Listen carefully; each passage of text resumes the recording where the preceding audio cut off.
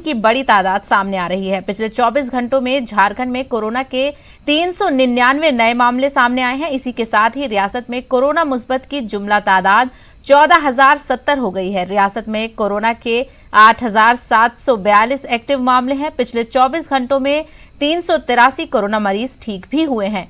रियासत में कोरोना से मरने वालों की तादाद 129 हो गई है।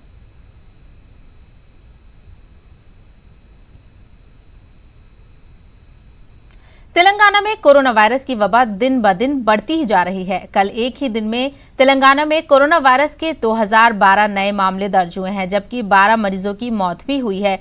इसी तरह रियासत भर में कोरोना मुतासरीन की तादाद 71,000 के निशाने को पार कर गई है। ग्रेटर हैदराबाद सबसे ज्यादा मुतासिर है, जहां पर 532 नए मामले दर्ज हुए हैं। इसी तरह मलकाजिगिरी में 198, रंगारेड्डी में 188, वरंगल में 127, खम्मम में 97, संगारेड्डी में 89, निजामाबाद में 83 नए मामले दर्ज हुए हैं।